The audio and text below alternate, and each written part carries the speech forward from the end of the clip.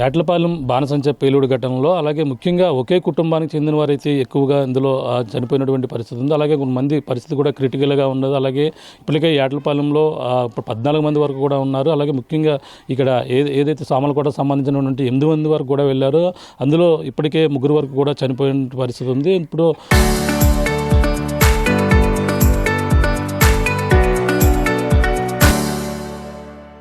ఇక్కడ ప్రధానంగా దర్శిపాటి లావరాజ్ అనే వ్యక్తి ఇక్కడ కూడా అదే బాణసంచ ప్రమాదంలో చనిపోవడంతో కుటుంబ సభ్యులు ఇక్కడ కన్నీరు మున్నీరుగా విలిపిస్తున్నారు. తన దర్శిపాటి లావరాజుతో పాటు దర్శిపాటి రాజు దర్శిపాటి లావరాజు చిన్నాన్న అవుతారు. అలాగే అతని పరిస్థితి కూడా రాజు పరిస్థితి కూడా కొంచెం విషమంగా ఉన్నట్టు కూడా చెప్పుకొస్తున్నారు. ప్రస్తుతం కుటుంబ సభ్యులు ఉన్నారు, మాట్లాడే ప్రయత్నం చేద్దాం. చెప్పమ్మా, భార్య ఉన్నారు. అమ్మ చెప్పండి, ఎన్నాళ్ళ నుంచి పనిలోకి వెళ్తారైనా ఈ బాణసంచ దాంట్లో ఎప్పుడు వెళ్ళారండి? 10 సంవత్సరాల నుంచి వెళ్తున్నారండి. ఎప్పుడు అలా లేదండి.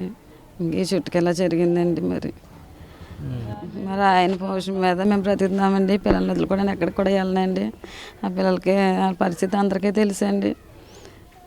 ఇదండి. మరి ఏం చేస్తారు అంటే నిన్న వెళ్ళేటప్పుడు ఏం చెప్పారు? ఆయన ఆ ఇంటికి మధ్యాహ్నం భోజనానికి వచ్చారా లేదంటే క్యారేజ్ పట్టుకుని వెళ్ళారండి. క్యారేజ్ పట్టుకుని వెళ్తే మనం 2 రోజులు మానేశారు నీరసంగా ఉండి. సర్లే మానే అనేసి సోమవారం నుంచి వెళ్తే కానీ ఇంకా ఆదివారం అలాగే సెలవు అన్నానండి. వద్దులే సీట్లు కట్ట ఉన్నాయి, నెల వచ్చి ఇలాగ వచ్చేస్తుంది 3వ తారీఖు అనేసి నేను తెగించి వెళ్ళారండి. మళ్ళీ పనికి వెళ్ళి వస్తాడు అనుకున్నానండి. మరి ఇలాగ అయ్యిందండి. మరి ఇప్పుడు తెలిసింది మీకు ఈ ఘటన? నిన్న 2 గంటలకు 2:30 తెలిసింది.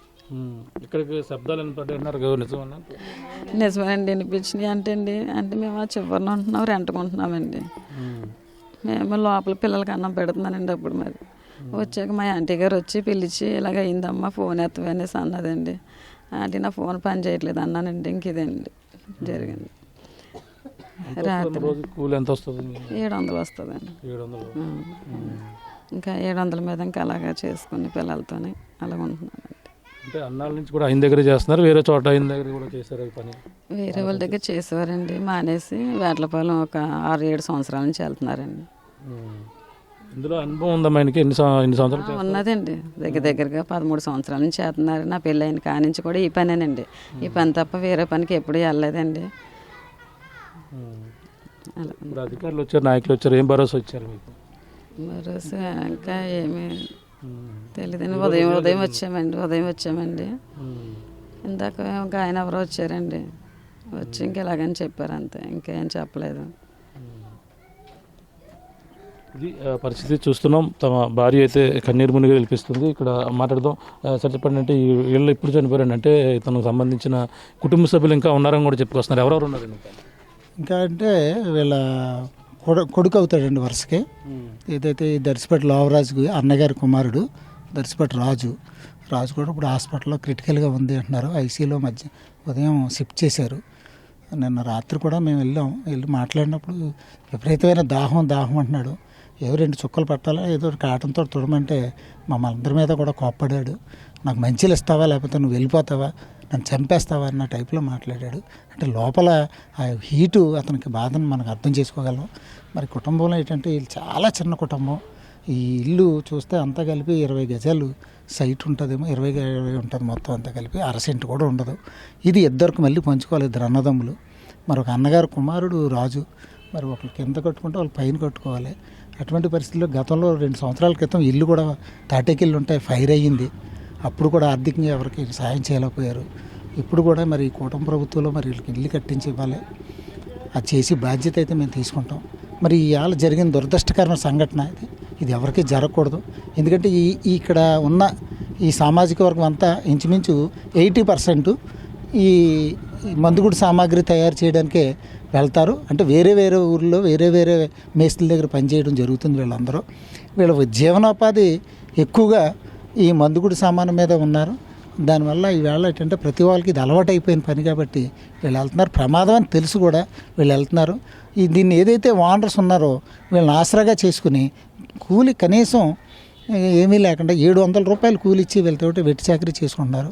వీళ్ళకేమో లైసెన్స్ ఏమో 8 మందికి అని తెచ్చుకుని ఈవేళ 31 మంది 32 మందిని ఈవేళ అక్కడ పని చేయిస్తుంటే ఈవేళ హాస్పిటల్లో ఇప్పుడు వరకు 22 మంది చనిపోయారు. ఇంకా 9 మంది 10 మంది వరకు హాస్పిటల్లో ఉన్నారు అంటే ఎంత అది పెద్ద అదని దాని మీద ప్రభుత్వం వెంటనే నిన్న ముఖ్యమంత్రి గారు కానీ పవన్ కళ్యాణ్ ఉప ముఖ్యమంత్రి గారు కానీ వచ్చి వెంటనే స్పందించారు.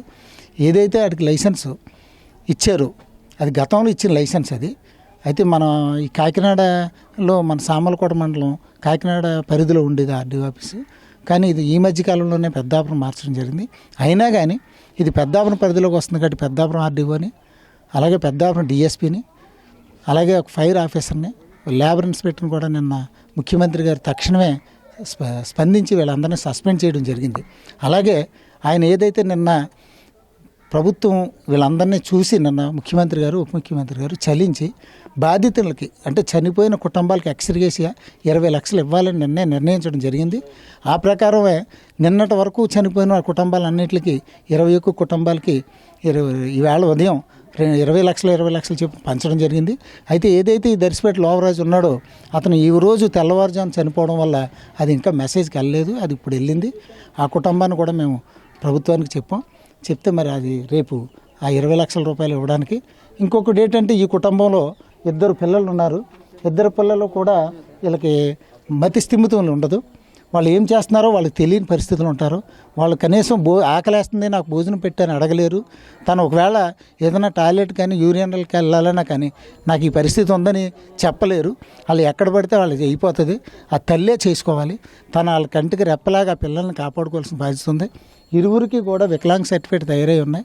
ప్రభుత్వం వారు వెంటనే స్పందించి వాళ్ళిద్దరికీ కూడా పిల్లలకి వికలాంగుల పెన్షన్, ఈవిడికేమో భర్త లేడు కాబట్టి ఈ వితంతు పెన్షన్ ఏర్పాటు చేస్తే కనీసం ఏదో గుడ్డులో మెల్ల కింద ఈ కుటుంబాన్ని ఈదుకోగలరని వీళ్ళు ఖచ్చితంగా ఈ హౌస్ హోల్డ్ నిర్మాణం చేయాలని ప్రభుత్వాన్ని మేము అడుగుతాం. ఖచ్చితంగా ఇవాళ దుర్గేష్ గారు ఇవాళ 2 కుటుంబాలు కూడా భరోసా ఇవ్వడం జరిగింది. ఎంపీ గారు కానివ్వండి, మన తుమ్మల బాబు గారు కానివ్వండి, వీళ్ళందరి దృష్టిలో మళ్ళీ నేను పెడతాను. ఆల్రెడీ పెట్టే ఉంచాను. ఇప్పుడే నేను తుమ్మల బాబు గారితో కూడా మాట్లాడాను. రేపు ఇంచుమించు ఏదో టైంలో వీళ్ళకి నష్టపరిహారం ఇవ్వడం జరుగుతుంది. మరీ ఇది కాకుండా ప్రధానమంత్రి గారు కేంద్ర ప్రభుత్వం నుంచి ఏదైతే మృతుల కుటుంబాలు ఉన్నాయో ఆ ప్రతి కుటుంబానికి 2 లక్షలు కేంద్రం నుంచి సహాయం చేయడానికి కూడా సిద్ధంగా ఉంది. అది ఒక వారం రోజుల్లో ఆ ప్రాసెస్ కూడా అవుతుంది.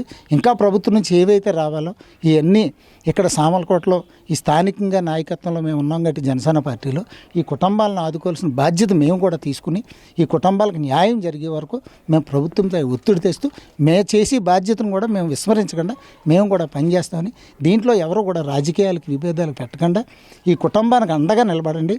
నేను అప్పీల్ చేసేది ఏంటంటే ఎవరైనా కానీ విమర్శించే బదులు ఆ కుటుంబాలను చూడండి, ఆ పిల్లలను చూడండి. మీరు మమ్మల్ని విమర్శించడం కాదు, మీకు ఏదైనా వీలైతే తోచిన సహాయం చేసి ఆ కుటుంబాలను ఆదుకోమని ప్రతి ఒక్కరికి కూడా నేను నిర్ణయిస్తున్నాను. ఇందులో కూడా ఎవరు కూడా రాజకీయ వ్యత్యాసాలు పోవద్దని మరీ తెలియజేసుకుంటూ నా పేరు పిట్టా జానకి రామారావు, ఉమ్మడి తూర్పుగోదావరి జిల్లా కార్యదర్శి. ఇది పరిస్థితి. ఏదైతే వెలుగులు వెదజల్లేటువంటి ఈ యొక్క బాణసంచా కాంతులు అయితే ప్రధానంగా కొంతమంది జీవితాల్లో ఈ విధంగా వెలుగులు ఆర్పేసినటువంటి పరిస్థితి ఉంది. అలాగే కుటుంబాలు అంటే ఒకే కుటుంబానికి చెందిన వారు దర్శి నాని చూసాం, అలాగే దర్శి లావరాజు, అలాగే దర్శి రాజు పరిస్థితి కూడా చాలా విషమంగా ఉంది. ఈ విధంగా ఒకే కుటుంబానికి చెందిన వారు మొత్తం ఈ బాణసంచా తయారీ కేంద్రానికి పని నిమిత్తం వెళ్ళారు. ఈ విధంగా తిరిగిరాని లోకాలకు వెళ్ళిపోవడంతో వీళ్ళందరూ కూడా అనాథులుగా మిగిలిపోయిన నేపథ్యంలో కుటుంబ సభ్యులను అన్ని విధాలుగా ఆదుకోవాలని కూడా కోరుతున్నారు. ఇప్పుడు మనం చూసాం ఇక్కడ ఉన్నటువంటి దర్శి లావరాజుకు సంబంధించినటువంటి ఆమె భార్య, అలాగే 2 పిల్లల యొక్క మానసిక స్థితి కూడా సరిగా లేని పరిస్థితి ఉంది. వాళ్ళకి మానసిక స్థితి లేని పక్షంలో వాళ్ళకి వికలాంగ పెన్షన్ కూడా ఇప్పించాలి. అలాగే ఇల్లు కూడా లేని పక్షంలో ఈ గృహాన్ని కూడా కల్పించే విధంగా కూడా అన్ని విధాలుగా ప్రభుత్వం సహకారం చేయాలంటూ కూడా ఇక్కడ ఉన్నటువంటి స్థానిక నాయకులు కూడా కోరుతున్నటువంటి పరిస్థితి ప్రధానంగా కనపడుతుందని చెప్పాలి. ఇది కూడా తాజా పరిస్థితి. కెమెరాలతో ప్రకాష్, RTV, సామలకోట నుంచి. చరిత్ర సృష్టించినోడు ఇప్పుడు ఆ చరిత్రని తిరగరాయబోతున్నాడు. అబద్ధాల గోడల్ని బద్దలు కొట్టి నిజాలను రాగా మీ ముందుంచబోతున్నాడు. నిజమైన వార్తల కోసం వెంటనే డౌన్లోడ్ చేసుకోండి రా యాప్ని.